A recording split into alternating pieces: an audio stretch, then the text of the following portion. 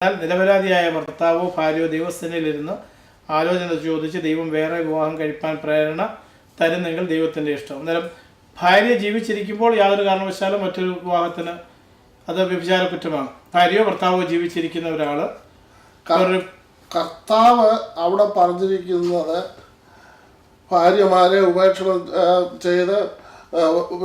ചെയ്യാമോ എന്ന് ചോദിച്ചപ്പോൾ അവരോട് പറഞ്ഞൊരു മറുപടിയാണ്, പരസംഗത്താലല്ലാതെ യാതൊരു കാരണവശാലും വേർപെടരുത് എന്ന് കർത്താവ് പറഞ്ഞിരിക്കുന്നതാണ്. പരസംഗത്താലല്ലാത്ത നിസ്സാര ഒരു വാക്ക് പോലും സഹിക്കാൻ വയ്യാതെ ഇന്ന് കൂടുതലും ഡിവേഴ്സ് നടക്കുന്നത്. അപ്പോൾ ഈ ദൈവവ്യവസ്ഥയിൽ മുന്നോട്ട് വരുന്ന ഒരു വ്യക്തി ഒരു കാരണവശാലും ഡിവേഴ്സ് ചെയ്യത്തില്ല. ഒരു ഭാര്യ കർത്താവ് പറഞ്ഞതാ, വേറെ ആരും പറഞ്ഞതല്ല, അപ്പോസ്തലന്മാർ പറഞ്ഞതല്ല. ഒരു സ്ത്രീയോ പുരുഷനോ ജീവനോടിരിക്കുമ്പോൾ അത് എടുത്തു പറയുന്നു, പരസംഗത്താലല്ലാതെ വിവാഹബന്ധം പാടാൻ പാടില്ല. അങ്ങനെ ചെയ്ത വേറൊരു വ്യക്തിയെ വിവാഹം കഴിച്ചാൽ ഇരുവരും കഴിക്കുന്ന ആളും കഴിക്കപ്പെടുന്ന ആളും വ്യഭിചാരിയാണെന്ന് കർത്താവ് പറഞ്ഞ വാചകമാണ്. എന്നാൽ അതിനകത്തുള്ള ഞാൻ എൻ്റെ അഭിപ്രായം എഴുതിയിരിക്കുന്നത്, ഒരു ഭാര്യയും ഭർത്താവും തമ്മിൽ വിവാഹിതരായി കുറച്ച് നാളായിട്ട് ഭർത്താവോ ഭാര്യയോ ഒരാൾ മാത്രം എപ്പോഴും തൻ്റെ ഇഷ്ടത്തിനോ തൻ്റെ സ്വാതന്ത്ര്യത്തിനോ സാധിക്കാതോ അല്ലെങ്കിൽ ഭാര്യ അനുസരിക്കാതെയോ ഭാര്യ കീഴ്പ്പെടാതെയോ ഇരിക്കുമ്പോൾ ആ ഭർത്താവ് സഹികെട്ട് അങ്ങനെ മുന്നോട്ട് പോകുമ്പോൾ ആ വ്യക്തി അങ്ങനെ മുന്നോട്ട് പോകുമ്പോൾ ആ ഭാര്യ തന്നെ അങ്ങ് ഡിവേഴ്സ് ചെയ്യാതിരിക്കട്ടെ, ആ സഹിച്ച് നിൽക്കുന്ന ആ ഭർത്താവ് കുറ്റമൊന്നും ചെയ്തില്ലെങ്കിൽ കർത്താവ് കുറ്റക്കാരെ അല്ലാതെ ആരും കർത്താവ് ശിക്ഷിക്കുന്നില്ല. അപ്പോൾ ഒരാൾ കുറ്റം ചെയ്തിട്ടില്ല, മറ്റേ ആൾ മാത്രം കുറ്റം ചെയ്യുകയും തന്നെ ആ വ്യക്തി തന്നെ ഡിവേഴ്സ് ചെയ്യുകയും ചെയ്യുന്നെങ്കിൽ ഈ നിരപരാധി അന്ത്യവരെയും ക്രൂശ് ചുമക്കേണ്ട കാര്യമില്ല കല്യാണം കഴിഞ്ഞ്. അതെന്റെ അഭിപ്രായം ഞാൻ എഴുതി. ദൈവത്തിൽ അങ്ങനെ എഴുതിയിട്ടില്ല. അല്ല, ദൈവത്തിൽ പറഞ്ഞ എബ്രായർ 13:4 പറഞ്ഞേക്കുന്ന വിവാഹം എല്ലാവർക്കും മാന്യവും കിടക്ക നിർമ്മലവുമായിരിക്കട്ടെ. എന്നാൽ ദുർനടപ്പുകാര് വ്യഭിചാരികളെയും തീർച്ചയായിട്ടും അവര് ന്യായം വിധിക്കുക എന്നുള്ള അത് വളരെ ദൈവവചനം വളരെ ശക്തമായിട്ട് വ്യക്തമായി ലേഖനത്തിൽ അതിനെ കുറിച്ച് വളരെ കാര്യമായിട്ട് പറയുന്നുണ്ട്. അതല്ല, അവർ ഒരു കാരണവശാലും എന്തെല്ലാം ചെയ്താലും എത്ര മീറ്റിംഗ് മുടക്കിയാലും ദൈവനാമത്തിന് വേണ്ടി എന്തെല്ലാം പ്രവർത്തിച്ചാലും അന്യഭാഷ പറഞ്ഞാലും എന്ത് ചെയ്താലും കർത്താവിനെ അവരെ കാണപ്പെടുകയില്ല. ദൈവവചന പ്രകാരം ഒരു ദൈവിക കാഴ്ചപ്പാട്, ഒരു ദൈവിക ഭവനം അല്ലെങ്കിൽ ഒരു ദൈവിക കുടുംബം എന്ന് പറയുമ്പോൾ ദൈവവചന അടിസ്ഥാനത്തിൽ ഉറച്ച് ദൈവകൽപ്പനകൾ അനുസരിക്കുന്ന ഒരു കുടുംബം, ഒരു ഭാര്യയും ഭർത്താവുമായിരിക്കും യഥാർത്ഥമായിട്ട് പ്രസാദമായിരിക്കണം. ഇപ്പോൾ വിവാഹിതര് ഇപ്പം ഇവിടെ തന്നെ നമ്മുടെ നാട്ടിൽ വിവാഹം കഴിഞ്ഞാലും അപ്പൻ്റെ അമ്മയുടെ കൂടെ തുടർന്ന് താമസിക്കുക, അല്ലാതെ നാട്ടിൽ പെട്ടെന്നൊരു വീട് മാറി താമസിക്കാൻ അങ്ങനെയുള്ള സാഹചര്യങ്ങളകത്ത് നമ്മുടെയൊക്കെ കാലങ്ങളും നമ്മുടെ പിന്തുടർച്ചകളെല്ലാം അങ്ങനെ വിവാഹം കഴിഞ്ഞാൽ തന്നെയും പിന്നെ കുടുംബമായിട്ട് ജീവിക്കുന്ന ഒരു രീതിയാണ്. എന്നാൽ വിദേശ രാജ്യങ്ങളിൽ, പ്രത്യേകിച്ച് അമേരിക്ക പോലുള്ള സ്ഥലങ്ങളിൽ വിവാഹം കഴിഞ്ഞാൽ അവർ ആ പ്ലാറ്റ്ഫോമിൽ നിന്ന് നേരെ അവരുടെ വീടും എല്ലാം റെഡിയാക്കി വെച്ചിരിക്കുകയാണ്. അവരങ്ങനെയുള്ള ഒരു ഭവനത്തിലൂടെ താമസം മാറുകയാണ്.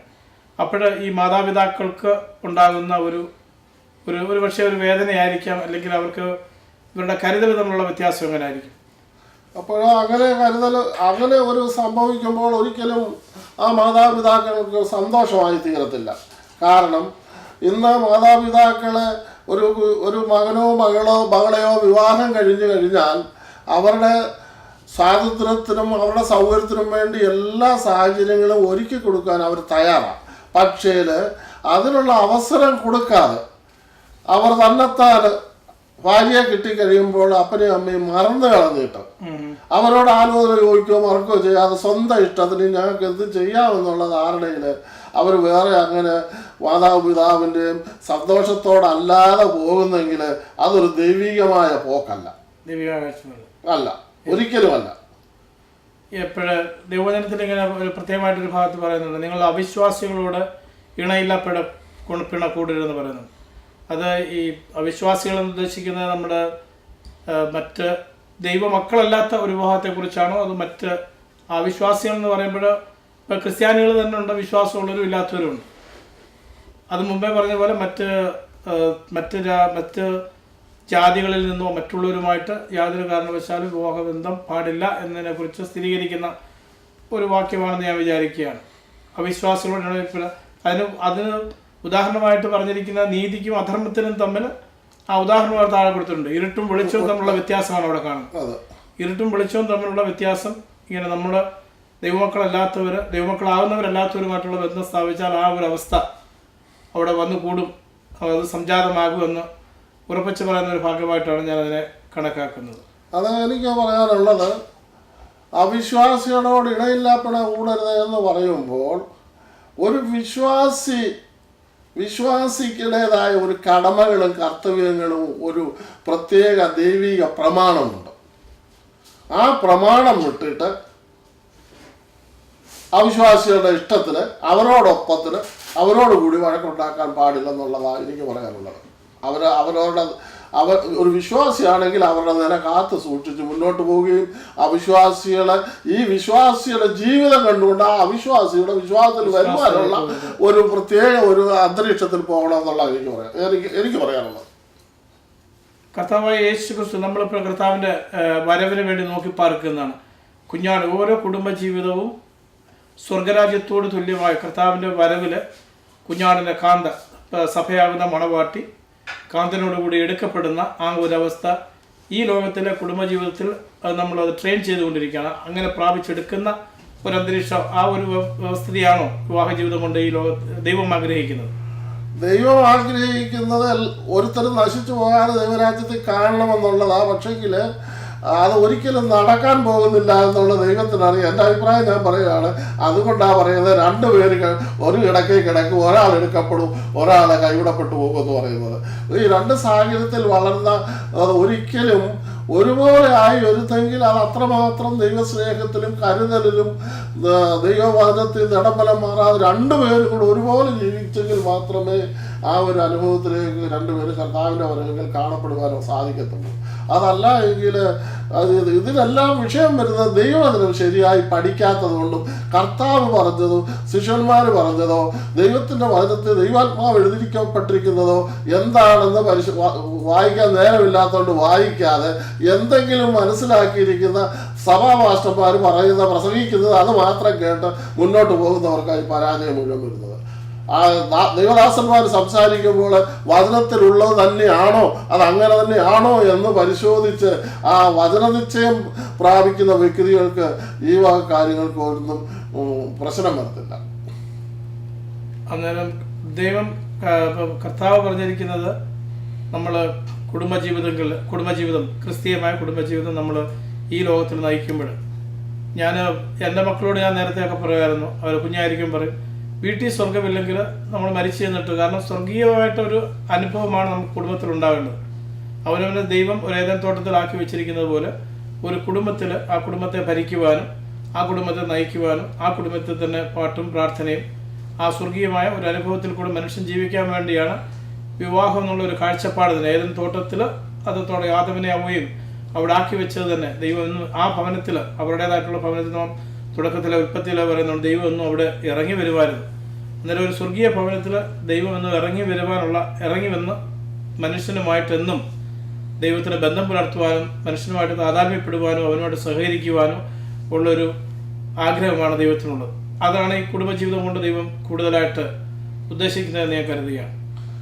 അതങ്ങനെ തന്നെയാണ്. തീർച്ചയായിട്ടും നാം ഈ ലോകത്തിൽ സ്വർഗരാജ്യവും അല്ലെങ്കിൽ സ്വർഗീയ അനുഭവവും സ്വർഗീയ സന്തോഷവും അനുഭവിക്കുന്നില്ല എങ്കിൽ ഒരിക്കലും സ്വർഗത്തിലെ സന്തോഷം അനുഭവിക്കാൻ സാധ്യമല്ല. വിശേഷിച്ച് ഈ പരിശുദ്ധാത്മാഭിഷേകമാണ് ദൈവരാജ്യം എന്ന് പറയുന്നത്. ദൈവരാജ്യം ഭക്ഷണവും പാനീയവും അല്ല, നീതി പരിശുദ്ധാത്മാവും സന്തോഷമാണെന്ന് പറയുന്നു. അതുണ്ടാകണമെങ്കിൽ ഭാര്യയും ഭർത്താവും ഒരുപോലെ ദൈവസന്നിധാനത്തിൽ ഇരുന്ന് ഏക മനസ്സുള്ളവരായി ദൈവത്തോട് പ്രാർത്ഥിച്ച് ദൈവത്തിൻ്റെ പരിശുദ്ധാത്മാവിനെ പ്രാപിച്ച് അവർ ഒരുമിച്ച് കുടുംബമായി ആരാധിച്ച് ആത്മാവിൽ നിറഞ്ഞ് സ്വർഗരാജ്യത്തിൻ്റെ അനുഭവം അനുഭവിക്കുന്ന വ്യക്തികൾക്ക് മാത്രമേ ദൈവരാജ്യത്തിൽ പ്രവേശിക്കാൻ കഴിയത്തുള്ളൂ എന്ന് വ്യക്തമായിട്ട് ദൈവവചനം വായിച്ചാൽ മനസ്സിലാകും. അതിനെക്കുറിച്ച് ഇങ്ങനെയുള്ള സമയങ്ങൾ അതൊന്നും വിവരിക്കാനുള്ള സന്ദർഭമില്ലാത്തത് കൊണ്ട് അതൊന്നും അതിനെക്കുറിച്ച് വിവരിച്ച് പറയാനൊക്കത്തില്ല. ഓക്കെ, നമ്മുടെ ചെറുപ്പകാലങ്ങളിലൊക്കെ പ്രത്യേകിച്ച് നമ്മുടെ നാട്ടിലൊക്കെ ഈ ക്രിസ്തീയമായ എല്ലാവരും ക്രിസ്ത്യാനികളാണെന്ന് പറയുന്നെങ്കിലും പ്രാർത്ഥനാ ജീവിതത്തിൽ വേണ്ടത്ര മുന്നോട്ട് പോകുന്ന കുടുംബത്തിൽ ചില കുടുംബങ്ങളെ സാധിക്കുന്നില്ല. ചില ഭവനങ്ങളിൽ നമ്മൾ നോക്കി അറിയാം, ഭാര്യയോട് പറയും നീ പ്രാർത്ഥിച്ചോടി, ഞങ്ങൾ എന്നിട്ട് ഭാര്യയെ പ്രാർത്ഥന ഏൽപ്പിച്ചിട്ട് ഭർത്താക്കന്മാർ സ്വാതന്ത്ര്യമായിട്ട് നടക്കുന്ന ചില ഭവനങ്ങളുണ്ട്. അങ്ങനെയുള്ള വീടുകളിൽ ഭാര്യ കരഞ്ഞ് പ്രാർത്ഥിച്ചാൽ ഈ ഭർത്താവിന് വേണ്ടി ദൈവം എന്തെങ്കിലും കരുണ ചെയ്യുമോ? അങ്ങനെ ചെയ്താൽ ഭാര്യയ്ക്ക് ദൈവകരുണ ലഭിക്കും. മറ്റൊരാൾക്ക് വേണ്ടി പ്രാർത്ഥിക്കുന്നത് ആ വ്യക്തിയുടെ അതിന് മനസ്സ് വെച്ച് പ്രാർത്ഥിക്കാതെ വേറൊരാളുകളെ അവനോ പ്രാർത്ഥിക്കാതെ വേറൊരാൾ പ്രാർത്ഥിച്ചാൽ ഫലമില്ലെന്നുള്ളതാണ് എനിക്ക് പറയാനുള്ളത്. ഇപ്പൊ നമുക്ക് വിശപ്പുണ്ടെങ്കിൽ നമ്മൾ ആഹാരം കഴിച്ചാലേ നമുക്ക് അറിയത്തുള്ളൂ. അവനവൻ ദൈവരാജ്യത്തിൽ അവനവൻ ചെയ്തത് നല്ലതായാലും തീയതായാലും അതിന് തക്കവണ്ണം പ്രാപിപ്പാനാണ് എത്തിച്ചേരുന്നത്. ചെയ്യുന്ന പ്രവർത്തിക്കെല്ലാം അവിടെ ചിലവര് ഫലമുണ്ട്. എല്ലാത്തിനും നന്മ ചെയ്താലും തീയതി ചെയ്താലും അതിനെല്ലാം ഗുഡ് ഓർ ബാഡ്, അതെ എന്ത് തന്നെയായാലും അതിനൊരു ഒരു വെള്ള സിംഹാസനത്തിന് മുമ്പിൽ ഒരു ന്യായാധീശകൻ. ഞാൻ ഈ പുസ്തകം വായിച്ചു വന്നപ്പോൾ വേറൊരു ഭാഗമുണ്ട്. കർത്താവിന്റെ മേശയിലും പാനപാത്രത്തിലും ഭൂതങ്ങളുടെ മേശയിലും പാനപാത്രത്തിലും പങ്കുചേരൽ. അതുകൊണ്ട് എന്തോ അതിനെക്കുറിച്ച് എന്താണ് മീൻ ചെയ്യുന്നത്? അത് പറയുന്നത് ഇപ്പോഴ് ചിലര് ഒരു കുടുംബത്തിൽ നിന്ന് ഒരു വ്യക്തി രക്ഷിക്കപ്പെട്ട് സ്നാനപ്പെട്ട് ദൈവവൈതലായ ഒരു വിശ്വാസിയായി തീർന്നു. അവരുടെ കുടുംബത്തിൽപ്പെട്ടവര് സമുദായക്കാരാ, രക്ഷിക്കപ്പെടാത്തവരാ, ചാത്തനോട്ട് 16 അടി അന്തരം, അതുപോലെയുള്ള അനേക ആചാരങ്ങളും അതിൻ്റെ ആഹാരങ്ങളും വയ്ക്കുമ്പോൾ സ്വന്തവും ബന്ധവും സ്നേഹവും വെച്ചുകൊണ്ട് വിശ്വാസ പ്രമാണം മറന്നിട്ട് പോയി കഴിക്കുന്ന കാര്യങ്ങൾ ഒരു വിശ്വാസി കഴിക്കാൻ പാടില്ല. ഒരു ബിംബത്തിന് ചാർത്തിയതോ ഒരു ദേവന് ചാർത്തിയതോ അല്ലെ ഏതിനേലും ഒന്ന് കൊടുത്തിട്ട് അതിൻ്റെ ബാക്കി കഴിക്കുന്ന ആ ഒരു ഇതാണ് വിഗ്രഹത്തിന് അർപ്പിച്ചതിന് ശേഷമുള്ളത് കഴിക്കാൻ ഒരു വിശ്വാസിക്ക് പറ്റിയതല്ല. അതുകൊണ്ട് അങ്ങനെയുള്ളവർ കർത്താവിൻ്റെ മേശയിലും ഭൂതങ്ങളുടെ മറ്റേത് ഭൂതങ്ങളാണ്, കർത്താവിൻ്റെ മേശയല്ല. എന്നാൽ ഇത് രണ്ടും ഒരുപോലെ ചെയ്യാൻ പാടില്ല എന്ന് വ്യക്തമായിട്ട് അവിടെ ഉപദേശമായിട്ട് തന്നെ പറഞ്ഞിട്ടുണ്ട്. മാമോനെയും ദൈവത്തെയും ഒരുപോലെ സേവിക്കാൻ സാധ്യമല്ല എന്നുള്ളത് വളരെ വ്യക്തമായിട്ട് പറയുന്നു. അതുപോലെ മത്തായിയുടെ സുവിശേഷം 25-ാം അധ്യായത്തിൽ ഇതിനകത്ത് തന്നെ പറഞ്ഞിരിക്കുന്നത് ഈ 10 കന്യകമാരെ കുറിച്ച്. അവരിൽ 5 കന്യകമാര് ബുദ്ധിയുള്ളവരായിരുന്നെന്നും 5 കന്യകമാര് ബുദ്ധിയില്ലാത്തവരായിരുന്നു. അതിനെക്കുറിച്ച് നാം സൺഡേ സ്കൂളിലൊക്കെ തൊട്ടേ പഠിക്കുന്നുണ്ട്. അതിനെക്കുറിച്ച് അങ്ങനെയുള്ളവർ അവരും കർത്താവിൻ്റെ വരവിന് വേണ്ടി നോക്കി പാർത്തിരുന്നവരാണ്. അവർ മണവാളം വരാൻ താമസിക്കുന്നത് കൊണ്ട് ഒരു പക്ഷേ അവർ ഉറങ്ങിപ്പോയി, അല്ലെങ്കിൽ പെട്ടെന്ന് വന്നു, അവരുടെ വിളക്കിൽ എണ്ണയില്ലായിരുന്നു, അതുകൊണ്ട് അവർക്ക് ദീപം തെളിക്കാൻ പറ്റിയില്ല. ഒടുവിൽ മണവാളിൻ്റെ അടുത്ത് ചെന്നപ്പോൾ ഞാൻ നിങ്ങളെ അറിയുന്നില്ല എന്ന് പറഞ്ഞ് വാതിലടയ്ക്കുന്ന ആ ഒരു സംഭവം ഇവിടെ വിവരിച്ചിരിക്കുന്നു. അതും കുടുംബജീവിതവുമായിട്ട് എങ്ങനെയാണ് അതൊരു താതാത്മ്യ പഠനം നടത്തുന്നത്? അത് കുടുംബജീവിതം എന്ന് പറയുമ്പോൾ ഈ 10 പേരും മണവാളന്റെ വരവിന് വേണ്ടി, ഇന്ന് കർത്താവിന്റെ വരവിന് വേണ്ടി ചിലർ പറഞ്ഞു ഒക്കെ ഒരുങ്ങി നിൽക്കുന്നത് പോലെ, ഒരുക്കമില്ലെങ്കിലും അവരുടെയൊക്കെ പറച്ചിൽ കേട്ടാൽ കർത്താവിന്റെ വരവ് എന്ന് പറഞ്ഞ പോലെ കർത്താവ് മണവാളനെ എതിരേൽപ്പാൻ പുറപ്പെട്ട 10 കന്യകമാർ തന്നെയായിരുന്നു. അവര് കന്യകമാർ അവരുടെ കുടുംബജീവിതത്തിലും നല്ല രീതിയിൽ ജീവിച്ചത് കൊണ്ടാണ് അവർ കന്യകമാരായിട്ട് അവരെ ഉദ്ധരിക്കുന്നത്. ബോധിച്ച പോലെ ജീവിച്ചൊരു കുടുംബജീവിതത്തെ തകർത്തുകൊണ്ടോ കുടുംബജീവിതത്തിൽ പ്രശ്നങ്ങളുണ്ടാക്കി ഭർത്താവ് ഭാര്യയ്ക്കും പ്രശ്നമുണ്ടാക്കിയ ഒരു വ്യക്തി ഇവിടെ നമ്മൾ വായിക്കുമ്പോൾ കന്യക സ്ത്രീയാന്ന് പറഞ്ഞാലും നമുക്ക് ദൈവദിനത്തിലെ സ്ത്രീയും പുരുഷനും വ്യത്യാസമില്ല. അത് പുരുഷൻ പ്രശ്നം ഉണ്ടാക്കിയാലും ഭാര്യ പ്രശ്നം ഉണ്ടാക്കിയാലും അതൊരു കന്യകയായി തീരുന്നില്ല. അപ്പോൾ ആ കുടുംബജീവിതത്തിൽ ശരിയായ രീതിയിൽ ദൈവപ്രകാരം മുന്നോട്ട് ജീവിച്ചത് കൊണ്ടാണ് ആ കന്യകമാരായി നിൽക്കാനിടയായി തീർന്നത്. കുടുംബജീവിതം ഭദ്രമായതുകൊണ്ടാണ് കന്യകമാരായി കർത്താവിൻ്റെ വരവിന് വേണ്ടി ഒരുങ്ങി ജീവിക്കാനിടയായി തീർന്നത്. അല്ലാത്തവർക്ക് കർത്താവിൻ്റെ വരവിന് വേണ്ടി ഒരുങ്ങി ജീവിക്കുവാൻ കഴിയുന്നതേ അല്ല.